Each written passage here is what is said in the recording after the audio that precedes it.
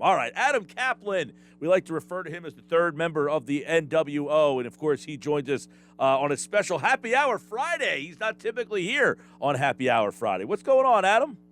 Mike, good to talk to you. Yeah, I was participating in Mid-Penn Bank's celebrity golf tournament on Thursday. A great job by those people. And for breast cancer awareness, kudos to those people.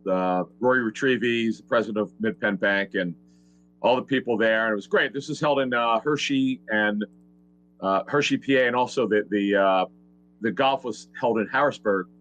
But it was great. It was great to see everyone. Saw Ron Jaworski there.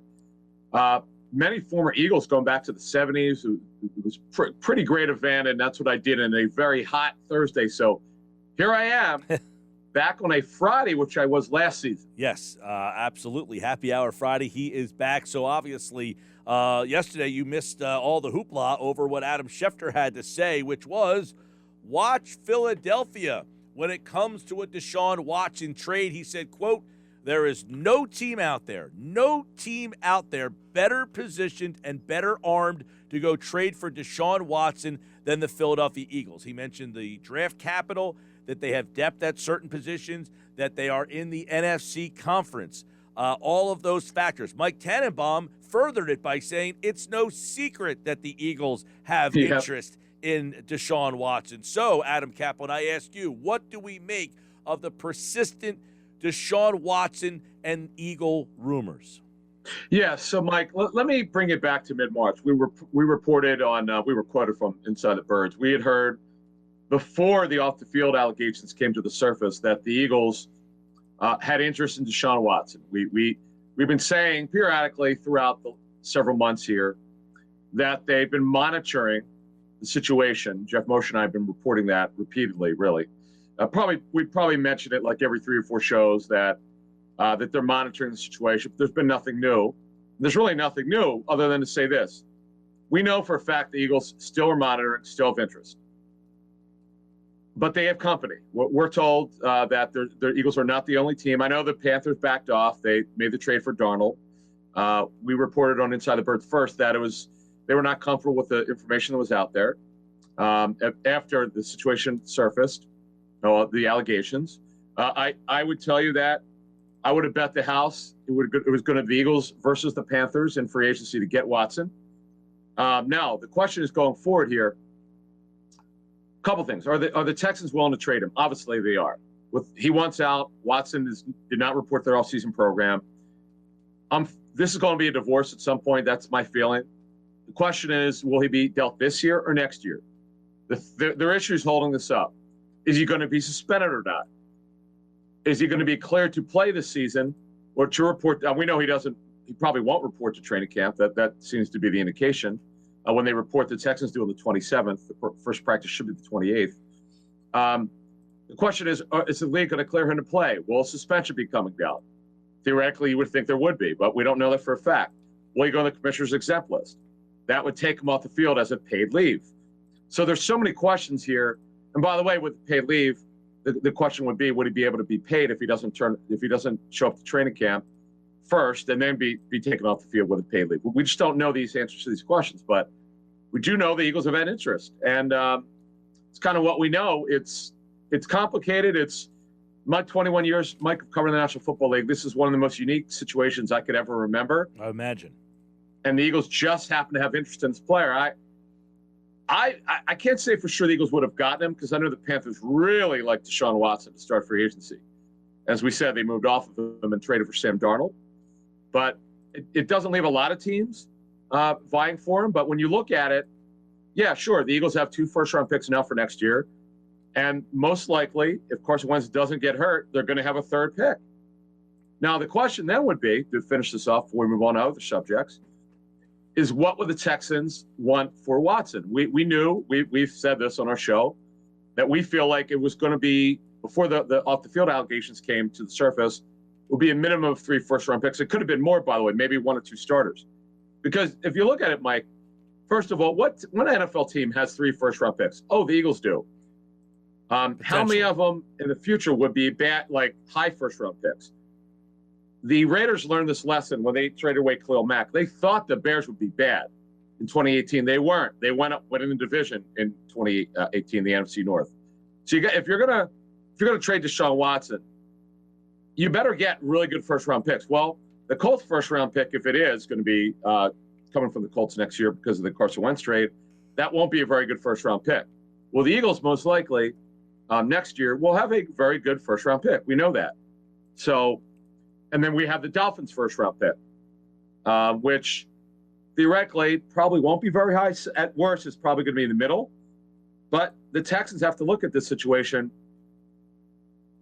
Do they have a ton of leverage here because of his off-the-field allegations? So we're talking about Watson here. So there's a lot to unpack, Mike. It's really complicated. It's very, very unique. But the Eagles clearly, of all the teams that need quarterback for next season, Denver is unsettled. Miami, they're a sleeper team for this because of there are a lot of people around the league wonder if Tua's a future quarterback for the Dolphins. I know they drafted him 5th overall last year, but we'll have to see how he plays this season. Derek Carr's future. He's signed for 2 seasons, but there's no guaranteed money left. And I know John Gruden likes him, but you have to see what happens there. And is there a sleeper team? We'll have to see, but it's really a fascinating situation. It really is. Let me ask you this question. Let's say, and you said it, there is no timeline. But let's say they made a trade for Deshaun Watson before the season. Does that change the Eagle? Yes. The Eagle. Does that change the expectations of this year's team? Hell yeah. Oh, are you kidding? Well, there's no question about it. Because right now there's tremendous uncertainty of how Jalen Hurts would play. Played in 5 games, started 4. Very uneven. Showed some upside against Arizona, where I was very impressed with the way that he handled himself, taking a safety on the first series. Really brought the team back. Did well enough in that game for them to win, but their defense collapsed in that game, as you know.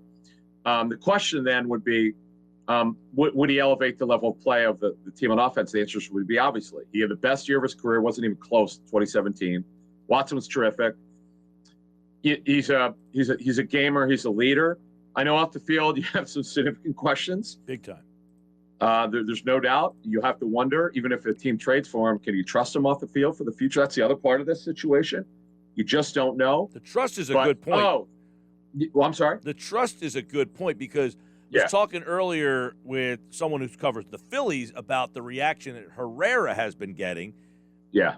Not much. Like it lasted maybe his first at bat. He got a couple boos, and then after that, it kind of – so it's almost like the backlash you think is going to be there, but the Herrera stuff really did not last very long, and Herrera is just a mid-level player.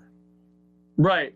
Now with Watson, see, the complication of the Watson situation is if you followed his career, he does really, really good charity work. Really great stuff. And then you have what's been alleged, because you do wonder, who is Deshaun Watson as a person?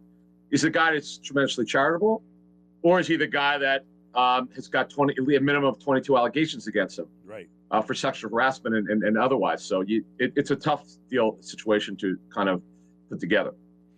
Adam Caplan from the Inside the Birds podcast. The new podcast is dropping. It dropped yesterday, I should say. And Eagles training camp battles, 2 Tuesdays from now. These will start. Some very interesting ones. So, Fletcher Cox, Javon Hargrave. Let's start with those two. Fletcher, still very good. Javon Hargrave, we think might be even better than he was late in the year last year. He had some injury issues. So what else is there? What are you keeping an eye on at that position? Yeah, the battles are, and this is pretty much the entire defense. It's the first time, and I'd have to go back and research it, but certainly in 2016 is the last time we've seen anything like this. Every backup D tackle job is open. The battle is going to be this. Hassan Ridgeway, who they like, but he's been hurt a lot. Milton Williams, who will mostly be a D tackle, I believe, and play a little bit of defensive end if needed. Marlon Tuipulotu, the rookie, at a 6th-round pick, who the Eagles had a higher grade than a 6th round. They really like him. Raekwon Williams, who they give a pretty significant deals in undrafted free agents. So the battle is going to be who's going to be 3, 4, and 5. Well, that is if they only are going to keep 4 or 5. We don't know that they'll keep at least 4. You have to. Will they keep 5 D tackles? My sense is only 4, because they've shown the willingness to, at times, to bring in Josh Sweat, play him inside a nickel, Brandon Graham move him inside, stuff like that. So they'll be good there. The question is, again, are they going to keep, or who's going to be 3 and 4? We're not going to know that, Mike, for a while. That's a pretty good battle. And this Tui Pelotu, they really like a lot. Yeah, it's interesting because two of those guys are rookies. So you go with two Yeah. rookies behind your two veterans. Yeah, and Ridgeway, I mean, when you say he's not a vested veteran, but he's been here enough, the question is for Sean Ridgeway. I just don't. He has not contributed enough to be that guy. We just don't. We don't know now with Sean Ridgeway. What is he capable of doing? Because he barely played. You know, he was a fourth round in 2016. Actually, technically, he would be a vested veteran. To correct that, he would be, but he just has not played enough. He was on IR with the Eagles in 19 when they made the trade from the Colts, but he just has not proven anything. So the other thing is, do they sign a veteran to compete? They don't have a vet. When I say a veteran, someone who's done it before. They don't have that guy as a backup. All right. Defensive end's another interesting one because Brandon Graham, obviously solid. Derek Barnett, still kind of an inconsistent wild card. Josh Sweat, we like his role. But other than that, they brought in Kerrigan. Don't forget that. Yeah. But they made some moves. Jannard Avery, they moved to linebacker. Joe Ostman, they moved to linebacker. So what's the defensive end story that you're keeping an eye on? Yeah, when we first reported Avery was moving to linebacker, I was a little bit surprised because I really thought that he'd be a perfect 34 outside linebacker. He's got really long arms he is only about between 6 and 6'1". But that's why they think he'd be better off playing linebacker standing up, and that's what he'll be. He'll compete for that strong side linebacker job with Ostman. Ryan Kerrigan will bounce back from DN to linebacker. My guess would be Kerrigan will be more of a DN than a linebacker, but we won't know his exact role until we get probably to mid-August. So the backup jobs at linebacker, which we'll combine every one of them. We know this. Eric Wilson will be a starting linebacker. The Eagles are going to be a nickel defense team. They're not playing base hardly at all. They're going to be mostly nickel. So that means two guys will start. It'll be Eric Wilson absolutely will be a starter. The other one, Alex Singleton, will be on this football team. He probably would be the other guy. I don't know if there's anyone who could challenge him. T.J. Edwards is very limited because he's not a pass coverage guy. Davion Taylor's a project. You mentioned Ostman, who probably won't make the team. If he does, it'll be mostly special teams. Jacoby Stevens is a major project, going from safety to linebacker. He's a long shot to me to make the team. He's got to prove himself in training camp. Sean Bradley should be on the team as a special teamer. He could back up middle linebacker, could also play outside, but he was really drafted to be a special teamer. And Patrick Johnson, who's got pass rush skill, who's a rookie. They won't keep 6. I think to me, they'll keep 5. The backup jobs to me right now would be Bradley, Edwards, Davion Taylor. Davion Taylor will be on special teams. He'll be on every special team because he could flat out fly. He is their fastest special teams player on the Eagles. All right, I like that breakdown there. Eric Wilson and Alex Singleton, you mentioned, should be the starters at linebacker. Now, if I ask you to pick starters at corner, that might be a little bit more difficult. Darius Slay, we know, and then everything else seemingly is up for grabs. We're still holding out or waiting to see if they bring in a veteran outside corner. Yeah, well, they want to, and they're going to. But what I would caution people, just like I've been cautioning myself when people close the situation, the season doesn't start till September. You got to keep telling yourself that because you see what I see and the fans see. There's a major hole opposite Darius Slay. Here's what we do know.